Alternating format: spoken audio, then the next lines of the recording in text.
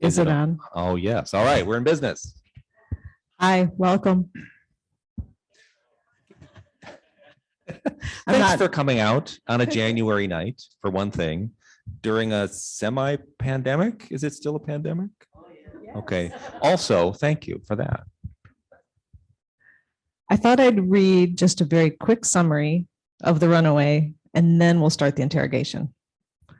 On a gravel road in a remote corner of rural Nebraska, Marine Corps veteran Peter Ash meets a young woman named Helen.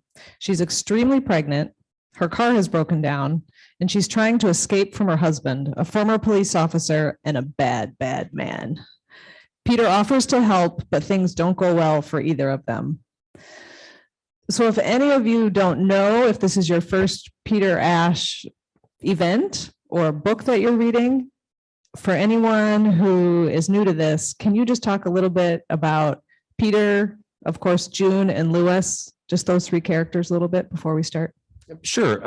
Peter Ash is, as you said, a Marine Corps veteran, and he's, when the series starts, he's essentially just arrived home from many tours in Iraq and Afghanistan, and he's trying to sort of figure out what to do with his life after what is, for most people, the most profound experience they'll ever have, which is going to war. And he's got post-traumatic stress that takes the form of claustrophobia. And in that first book, he can't really be inside for more than 15 or 20 minutes before he starts to have a panic attack. And in the books since then, it sort of comes and goes, and he's getting better. And that's really kind of my goal with the series, is to show Peter's evolution from being someone who is really so damaged he really can't function in the normal world, to being somebody who has developed a lasting romantic relationship, who has really kind of found his place in the world, and to show really by example sort of what are the things that somebody with post-traumatic stress can do to kind of work their way through that issue. The war will always be with him, but in this latest book, he's really he's not better, because it's not something that is cured particularly, but it's mostly an outdoor book, so there's much less of that in him. But he's really that part of me, really, and I think that part of all of us, that we see something wrong and we want to fix it, right? We want the world to be a better place. And because Peter is a hero in a thriller series, he's often getting himself into the kind of trouble that I don't get into personally, at least not that I tell my wife about.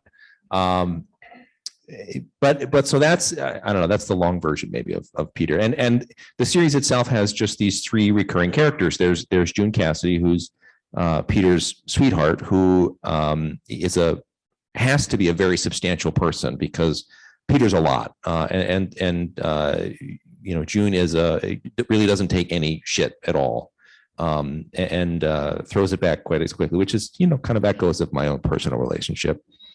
And Lewis is his best friend. Lewis is a career criminal who is sort of retired from that, and Lewis is a sort of a self-made person. He really came out of nothing and has invented himself really out of whole cloth, and I think that's a very American thing as well. And it's something that's fun to show Lewis's sort of progress in life as well. So one of the other main characters in this book is Helen. Can you talk a little bit about where she came from and how you developed her character? Sure. So first I'll sort of talk about how the reader meets Helen. So it's actually the first couple of chapters in the book are all hers, and she's working nights at a gas station in the middle of nowhere, and she really has no one to support her. This is a town that's down to two people. That's her and her boss, who owns the gas station, also is her landlord, and is also a sheriff's deputy with the county, and is starting to feel that he has certain rights over Helen that she does not want to give him. And so she is feeling increasingly desperate and the need to get out of there. And one night, a stranger comes in to buy gas, and he's kind to her, and that doesn't happen very often in her life. And she realizes this is sort of her one chance to get out. And so she follows him out to the pumps and she says, please, take me, can I come with you? And he says, well, where do you want to go? And her answer is anywhere but here. And she thinks he's her savior. But of course, that's not how things go. Certainly not in my books. But I did not, she has so much real estate in this book. I did not intend for her to have such a big role. But she is such a strong character. She was so much fun to write. And I would write a couple of chapters and I would say, okay, so I'm going to get on with sort of the rest of this book. And then a couple of chapters later, Helene would sort of show up again and she would be, it would be her next chapter. And that was how the structure of this book sort of came about is we get part of the book is Helene's path from being 18 years old working at this gas station to being the pregnant woman whose car is broken down on the side of the road that Peter agrees to help. So that's one thread of the novel. And the other thread is Peter's sort of desperate attempts because he loses her quite quickly and his desperate attempts to find her again, because it becomes very clear to Peter exactly how much trouble she's in. And so, she is really a co-star of this book, which was not my intention, but she's a whole bunch of fun to write. And the very end, I wrote the ending 3 different ways, and I really didn't know how it was going to go. And so I just sort of said, I think this one. So it'll be interesting to see what people say about how it ends. At what point did you decide which ending to write? Well, I wrote it and then I rewrote it and then I rewrote it. But like at the very end? Oh, yeah. Okay. Oh, yeah. Those were all the moans I heard at those last few weeks. Oh, yes. Okay. Yes. That's what all the complaining was about. You talk about this book being about sex, obsession, and murder, but it's also about this inner strength and resilience, right? Right. Talk about that a little bit. Well, I one of the funny things about being a writer for me is that for me, every book is an exploration of something that I've been thinking about or going through, but I don't really know it at the time. The book is just an expression of something that is kind of happening in my life. And I don't really think about it until the time comes to sort of get ready for book tour, when I have to actually talk about something that I've written with some sort of coherence. And so I always sort of come to some kind of understanding of actually what it is that this book for me personally is about. And so it takes place in Nebraska. It takes place on these, it's this really desolate landscape. And both of our characters are really alone and isolated. And I realized that I was writing about, I think, the collective COVID experience, which was not, I mean, again, this is a fast and exciting book. At least I hope so. But that element is part of this. And I didn't really realize it until about 3 weeks ago. Self-knowledge is not apparently my strong suit. That's the first I've heard of it. So talk a little bit about Nebraska. And what I want to know is what you should share with the audience is, I guess I want to know what propelled you to get in our ancient minivan and just take off one day. I think it was, 9 a.m. and he said, I think I'm going to go to Nebraska this afternoon. It's like, okay. Was there a catalyst that propelled you to go? Well, there are a couple of things. So our son Duncan had gone on this road trip with some friends a couple of years before, through Iowa and Nebraska and South Dakota, and the pictures that he took, he's a photographer, were very evocative, and I've driven back and forth across the coast, from Milwaukee to the West Coast a couple of times, and I've been through that area, but not for a long time. And how many people have driven through the Great Plains? A lot of you. Okay. How many people have done it not on the interstate? Yeah, it's quite an experience. There's an awful lot of it for one thing. But it's also, I'm gonna, I guess, reverse the order of your questions. But there's something so evocative. The sky is so huge, and when you're on the interstate, there's this sort of a city to me that is called the interstate, and it has all of the same restaurants and all this. The gas stations are all the same, and it's sort of this, it's this weird, very long, strung out place.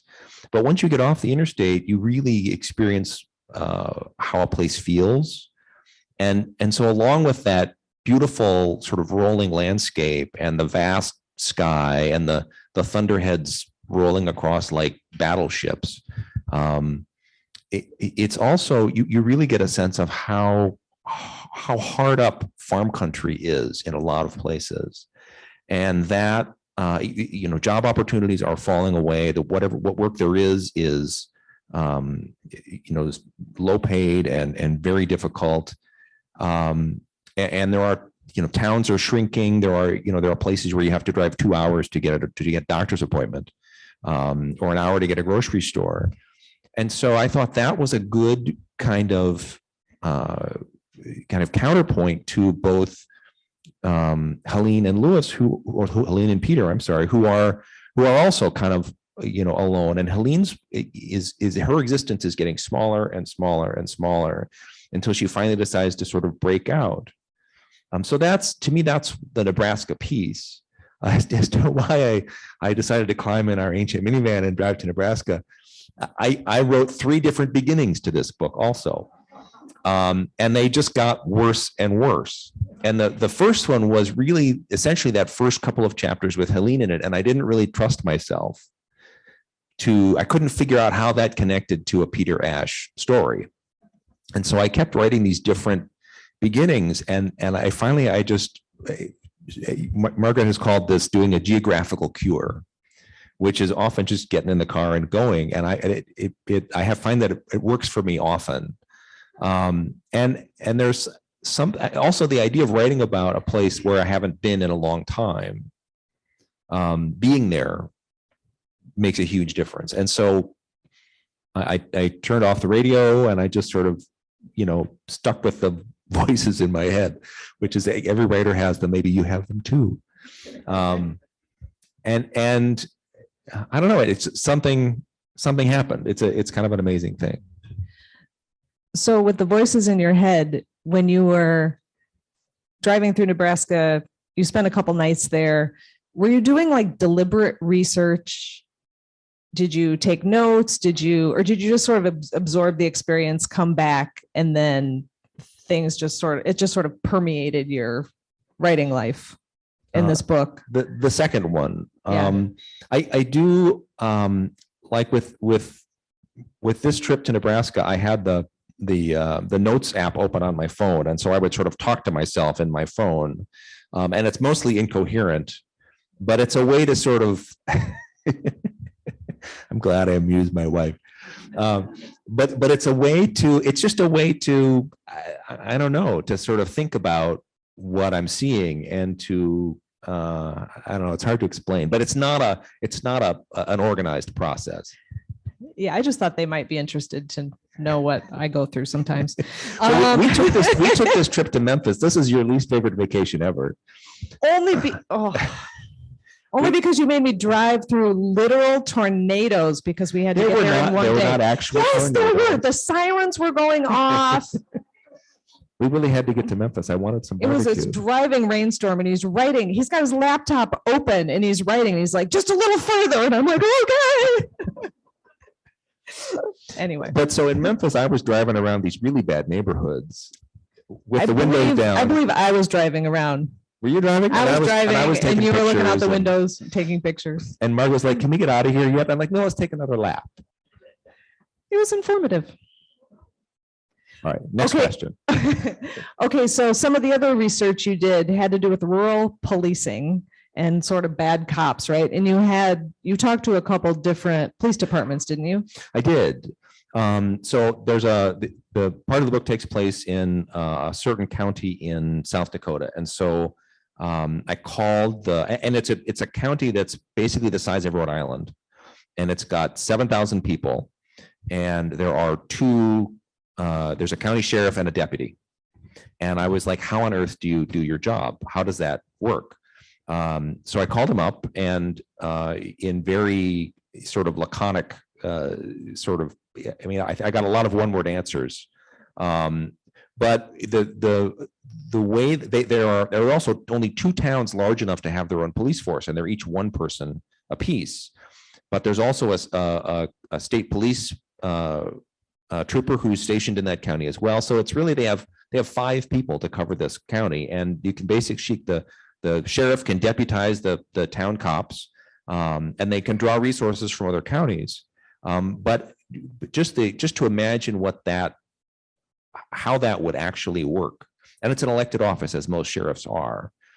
So he said he basically knows everybody in his county because he had to campaign. So he shook everybody's hands. He met everybody. And that just struck me as such a very different kind of policing than if you were, being a Milwaukee cop or a Chicago cop. So that was super interesting. And then I talked to our friend Peg, works for the Princeton, Illinois Police Department. So that's a municipal 7,000 people, but they've got like 9 officers, and they're right on I-80. So it's a very different approach. They are connected to many other jurisdictions, and they're 2 hours out of Chicago, but they really think of themselves as an extension of that network. So it really, small town policing is not the same everywhere. So that was a really interesting conversation too. There are some really bad cops in this story. There are. Well, and that's so I have had the great privilege of talking to lots and lots of law enforcement folks, from city, county, state, some federal folks as well. And some of those are writers I know. Some of those are people who I've reached out with and talked with over the years. The thing that sticks with me the most is there was an LA County sheriff's captain who came to an event that I was at. And he said, I like how you write the bad guys. And I said, thank you. And he said, there's a really fine line between cops and criminals. And it really is, because it's often the same sort of personality set. And it really is sort of which side you choose. And it really could go either way for a lot of those people. And I thought that was really an interesting thing. And that's kind of what, that was one of the kernels of this book. And the other, of course, was George Floyd, which was happening as I was getting this book started. And thinking about those kinds of cops who don't think about killing, apparently, in a bad way at all. And the whole the social movement that happened as a result of that. There's been a lot of conversation about cops, and so I wasn't trying to say anything politically. I was just trying to sort of show something that I had been seeing. But to be a police officer is a really dangerous and difficult thing, and you don't know any traffic stop, you're risking your life. And any call you make, you have no idea what you're walking into. It really is a remarkable thing. And so my intention with this book is not to sort of paint the cops as bad guys, because there are also some law enforcement folks in this book who are very much the good guys. But to me, it's a very interesting idea that the fine line between the cops and the criminals. And so I guess that's sort of what I was playing with. Remind me how much time this book takes place over. That was a terrible sentence. I think it's so the Helen part takes place over months and months. But the Peter Ash part is, I think, 3 days or 4. So you write from these two different perspectives, and you've got 3 days going on, and then you've got all this backstory and more time. Is that hard for you to write? Do you write back and forth? Like how much time can you spend on one section and then go to the next section? Does that mess with your head? No, it's funny. It's harder to go back. So when I start, I'm what's called in the writing community a pantser, which means I write by the seat of my pants. I'm just making it up as I go along. I thought it was pants before noon. Well, that's my own personal motto. Okay. As a You work at probably home heard that here person, before. yeah, as a work at home person, that's my goal. Hasn't been It's happening much lately. It's not a requirement. It's a goal. But I'm sorry, what were we talking about? Perspectives back and forth. Oh yeah. So I wrote that first. I wrote the first Helen section, which is 3 chapters, and then I thought, all right, so now where's Peter? And so then the story jumped forward in time, months and months, and then we essentially Helen's plight is fast forward, and we see it from Peter's point of view. And then I wrote that until I thought it was a good place to end, and then I thought, okay, so now how did Helen get from there to here, right? So we meet her. She's almost 19, and she's leaving a bad circumstance, and then we see her again, and she's enormously pregnant, and things have gotten worse. So part of the tension of the book is we know the circumstance that she's ended up in, but how does she get from point A to point Z? So that's another sort of kind of tension. But I just alternate back and forth. And there's a point at which I sort of say, wait a minute, is there a little too much Helen here? Or do I need more tension? Do we need this Helen section to end with more tension? So maybe I should end it here, and then I move on, a stray chapter to the beginning of the next section. So there's a little bit of that logistics.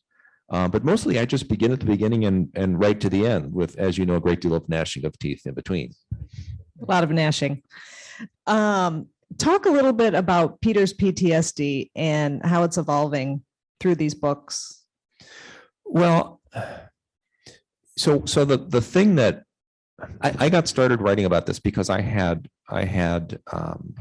was running a home inspection business, and I had these clients coming back from overseas, and I'd followed the course of the wars in Iraq and Afghanistan, but I had not thought a whole lot, to my embarrassment, really, about the men and women we'd asked to go fight those wars, and seeing them, adjusting and walking around in the basement, talking about the foundation and, how does your furnace work? And I was somebody who was not in any of their other worlds. I wasn't one of their friends from back home. I wasn't a member of their previous life, and I wasn't part of their military experience. And so they could talk to me in a way that they almost couldn't to other people. And in part, there's something about me. I don't know if it's my face or what, but people tell me all kinds of stuff. It's a great thing for a writer, but I'm in line at the grocery store and somebody tells me they're getting divorced. Somebody I've never met before, somebody who just happens to be, behind me in line, or at the airport or wherever else. And my whole life, it's been like that.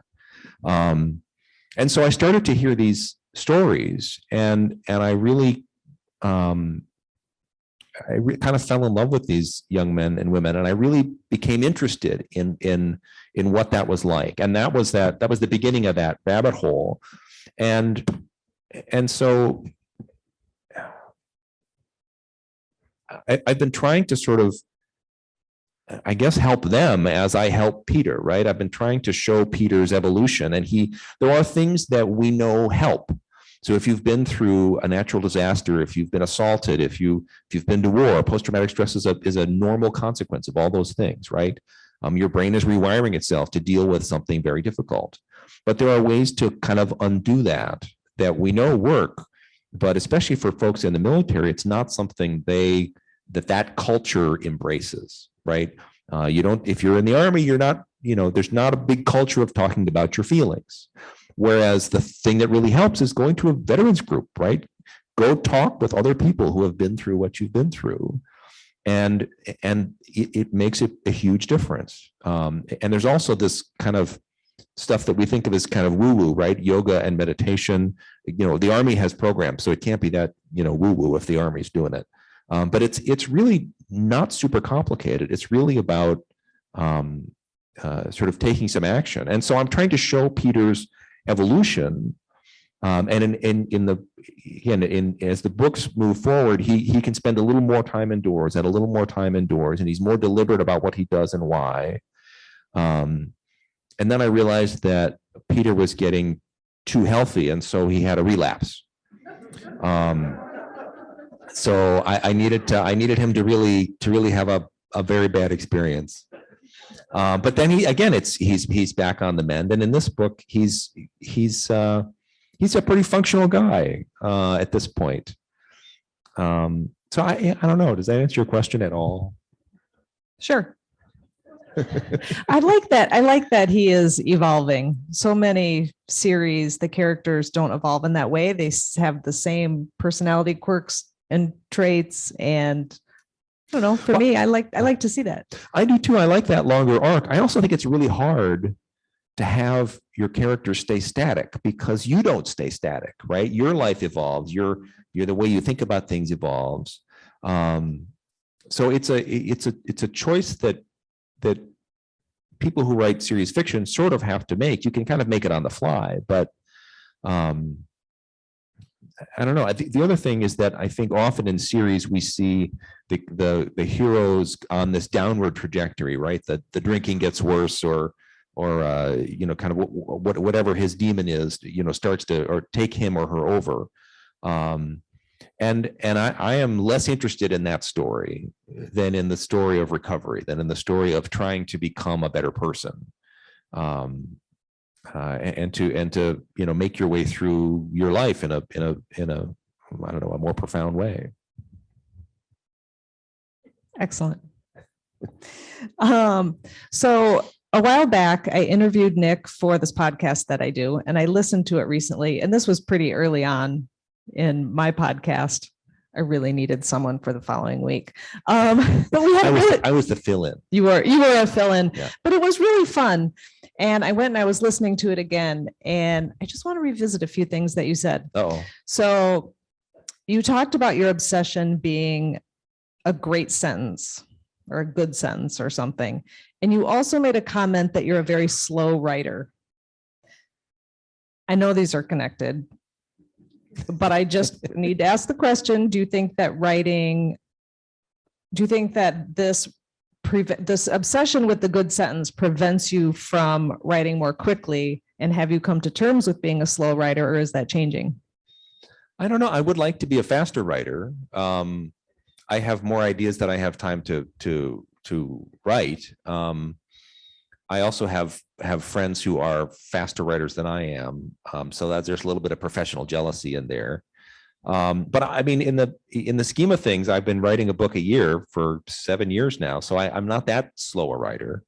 But I do think, this series has gotten a fair amount of attention, and I think part of the reason that it has is because I pay attention to the sentences. It's not just if you want to tell a good story, if you want to write a good book, to me, so you need to have characters that are interesting and compelling, that people can empathize with. There has to be a story itself, right? There has to be some things that happen that are interesting and exciting. But there also has to be this quality of language. There has to be the prose itself. If it's clumsy, if it's awkward, if it's not clear, you need to have all of that kind of running at the same time to have a satisfying book. And I feel like I really find my way forward with the characters and with the story by just writing the next sentence. And often I'm surprising myself with that sentence. Something that I didn't know that I was thinking about, or the character says something that surprises me, but that's just right. And I find that in the sentences. So I don't know that I can do it differently. I would just like to, I'd like to waste less time. So we have this deal, Margaret and I don't think I've talked about this except to my family. So in my effort to procrastinate less and to waste less time on the internet, if I don't get my word count in a given day, I owe her $20. And this has not been going on very long, and I only have $40 so far. Although there has been, I get a little slack because of the publishing, the publishing season is always a little chaotic.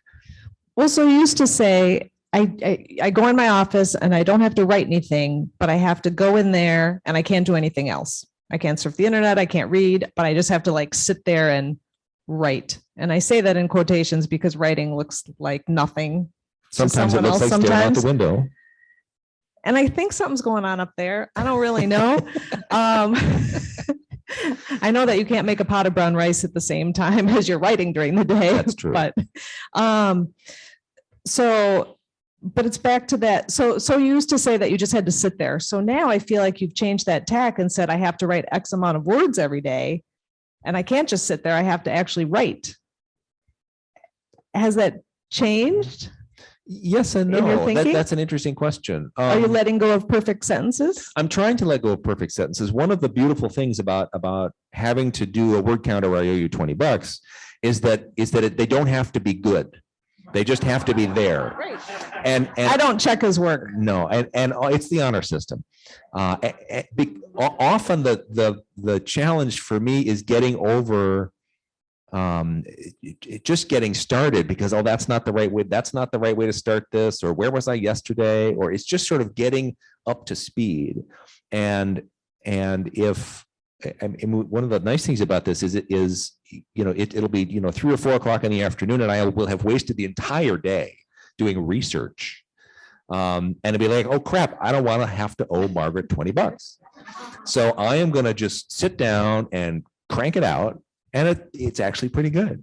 So for me, it is about having it not be so precious and just sort of don't think about it so much and get to work.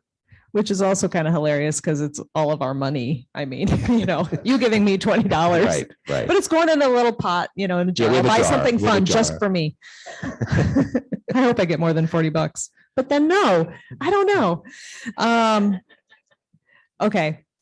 So I feel like a writing life, from my perspective of being the spouse of a writer, I think of it as sometimes sort of inherently exclusionary. So you are in your head, you are often not present. I'm trying to say this in a nice way. I love you very much. We have a great relationship. It's all good, but like, you're just not there sometimes. Yeah. And I think it's challenging for anyone who's listening or out there who's married to a writer to like live with that day to day, right? I'm wondering how what happens to you? What's going on in there when you are trying to like leave your characters or your plot or the story behind and like you want to engage in another way? Like, can you leave that behind? Are there activities that you can do that like take you out of that? Are you just always thinking about it? It drives me nuts sometimes. Well, so I've said this before, but the most important thing for a writer is to marry the right person who does not strangle you in your sleep. Not yet. Not yet. Nah. I don't know. It's part of it is that it is a 24/7 job, sometimes I am actively sort of thinking about what happens next or how a character should think or act or whatever. But, often I'm just, there's you get your best ideas in the shower or whatever. I mean, that happens to me all the time. I'm doing laundry and I find myself standing still with an idea in my head and the dirty laundry in my hands, right? Or I'm doing dishes or all of that stuff. And sometimes I'm thinking about it actively, but mostly I'm just sort of waiting for some little whisper to show up that I can chase down. And that's why I'm not listening to you when you're talking to me. It's because I'm listening for, those weird little whispers. And to me, that's what writing is like, is trying to find the thing that happens next. And it rarely happens by me deliberately sort of saying, well, now Peter's going to do this, or should Peter do the X, Y, or Z? I just write forward and I try to pay attention, and hopefully something shows up. So I don't owe you $20. That's right. Do you have a hobby yet? No, I don't have a hobby. Writing used to be my hobby, and now it's what I do for a living. You really need a hobby. I need a hobby. I don't really have time for a hobby. Yes, you do. Sorry, we're getting into therapy here. All right, next question. Mountain biking. Yeah, mountain biking's good when I don't fall off. Yeah. That gets you out of your head, doesn't it? Because you really have to pay attention. Yes, actually, that kind of, the flow thing, right? Yeah. There's a great psychologist, Mihaly something or other. That's really specific. He's from Czechoslovakia, and he wrote a great book called Flow, which is all about sort of the flow state so it's creativity and like what I love about mountain biking is I could fall off and hurt myself, so I have to pay really close attention. And there's something really beautiful about that. And sometimes it's the only way to turn this off, to get out of my head. You should do more of that. Okay. What is next for Peter Ash? Do you know yet? Not super well. I'm beginning the next one. And again, I have these two different beginnings that I seem to be toggling back and forth with. So I'm not quite sure how this is going to go. But I think there's going to be a lot of Lewis in this next book. So the idea is that we're going to sort of see, there's going to be a lot of Lewis's point of view, and Peter is going to enter Lewis's world. Usually it's Lewis entering Peter's world. And so now this is going to be Peter entering Lewis's world. So that's, I have more than that, but I'm not going to tell you more than that. Mingus? I don't know. Come on. Maybe should Mingus come back in this book? Needs to make an appearance again. So here's my concern about Mingus being part of the action. So would dog people be mad if like Mingus is in danger? Come on, dog people? As long as he doesn't die. Yeah, all right. Okay. All right. Oh, that's right. Okay. Well, he is a heroic dog, sort of. As much as a large, smelly, mixed breed dog can be heroic. So, is it time for questions from the audience? Yeah. How are we doing on time? Are we good? Is this a good time for questions? All right. Brooke. Okay, Nick, it was a two-part question. I hope you don't mind. Your questions in the past have always been really unpleasant. I just want to say that. So I hope we're continuing that tradition. Okay, you've written your seventh book. What advice would you go back and give to yourself as a writer of your first successful book? I know you tried to write before The Drifter came out. That's the first part. What advice would you give to yourself before you were writing The Drifter? And second, Margret, ignoring the last 7 books, what advice did you actually give to him when he was getting ready to write The Drifter?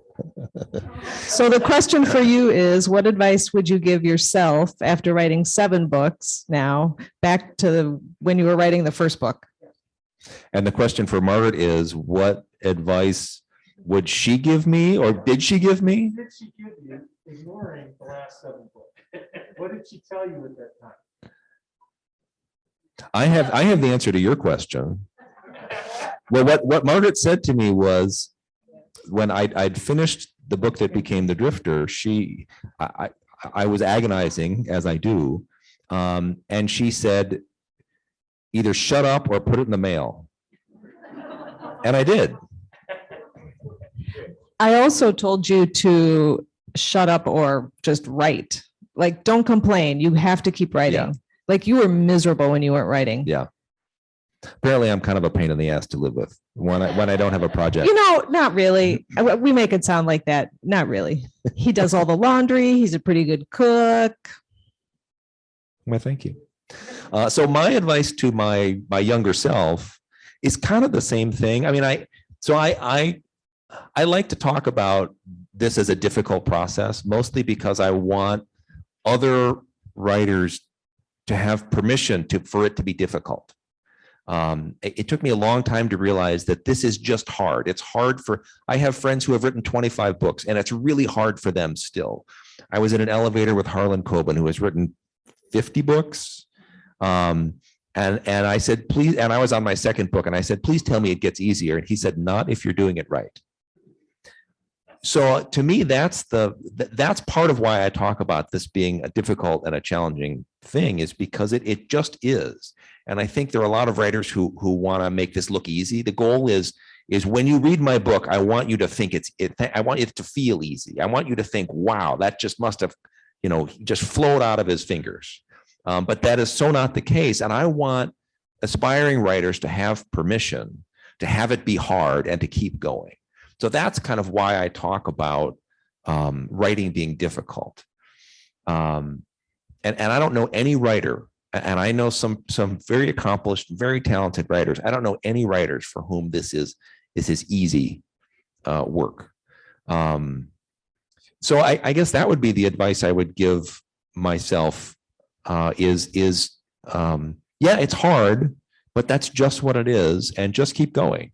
I got a great piece of advice from Mark Graney, who writes the Gray Man books, who is the nicest guy on the planet. And he said that every time he felt like giving up, he figured that was the point at which there were a whole lot of other people who were already feeling like they were going to give up. And so if he was the person who didn't give up, he was going to just be like everybody else was going to fall away, and he was going to keep going. And I think to me, that is the secret to this, is you just keep going. You just don't give up. So I guess that would be my advice. That was a very good question. Thank you. All right. Yes, sir. Have you ever thought about, or have you had any offers of making a movie out of any of your books?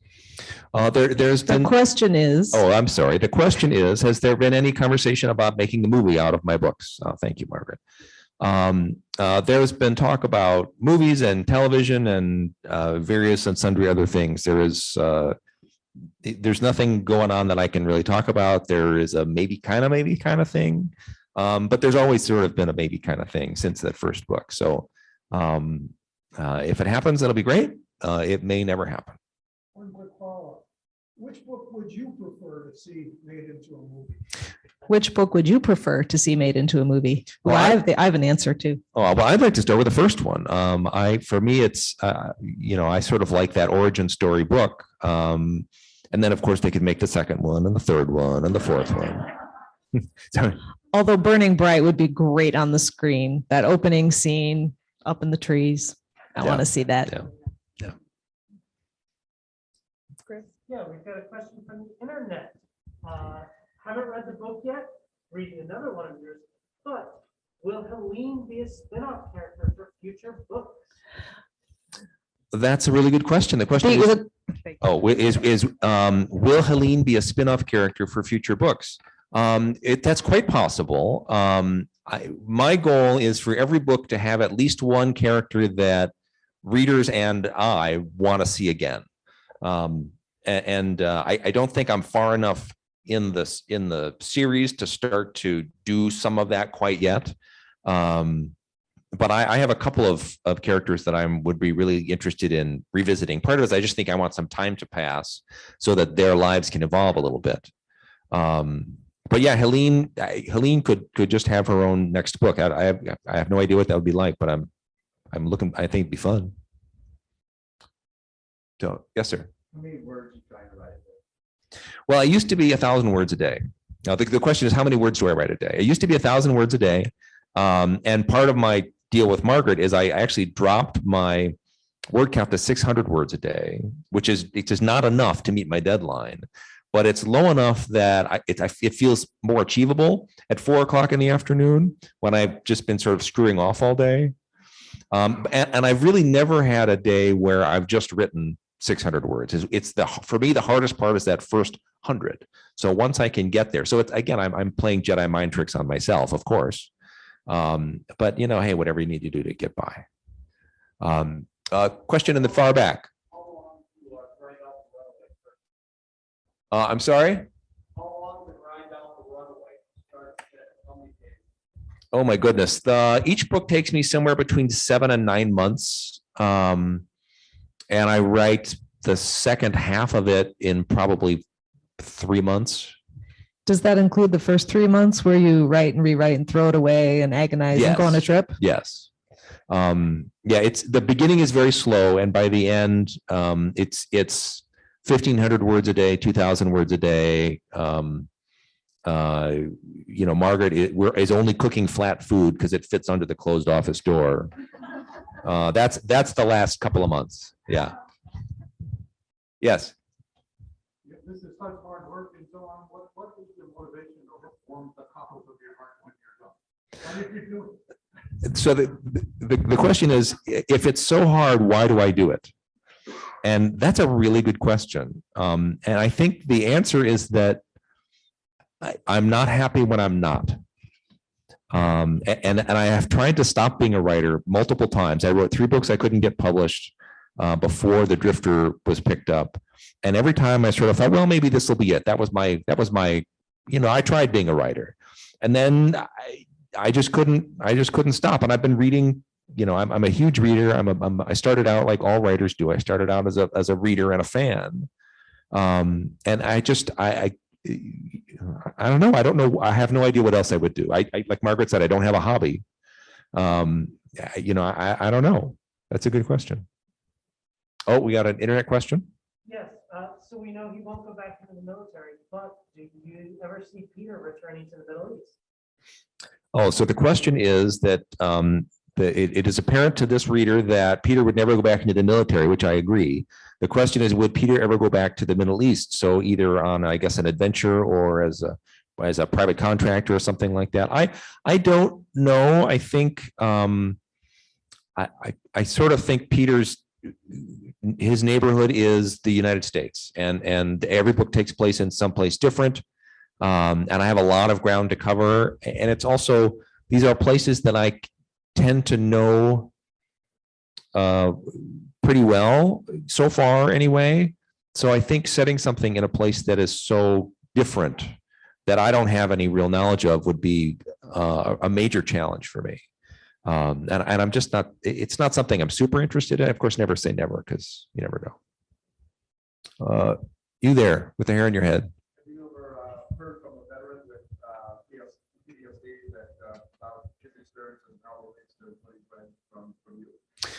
Yes, the question is, have I ever heard from a veteran and talking about their experiences with post-traumatic stress, and I've heard from many veterans about this, and folks who it is probably the most rewarding part of what I do, is folks who say, your book helped me understand that I had a problem, and I got help. I had I have a couple of these where somebody will send me a Facebook message with a picture of them with their family, 3 little kids and their spouse, and say, I was planning to kill myself because I thought I was crazy.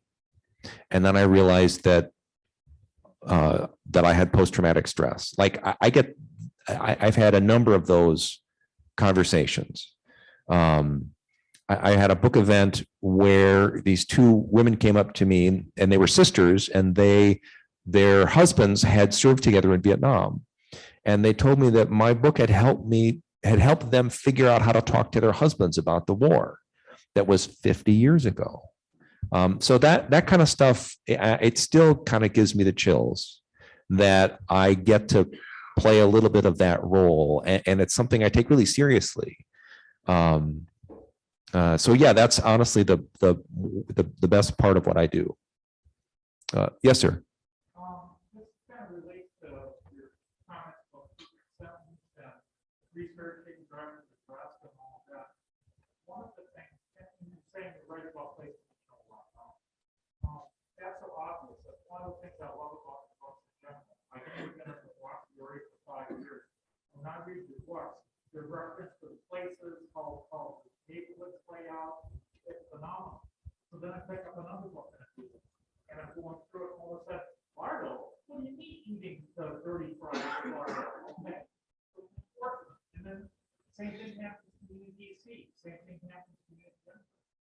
Your work with that in my mind is phenomenal, because you really get into the flavor of the community and everybody who's that's amazing to me.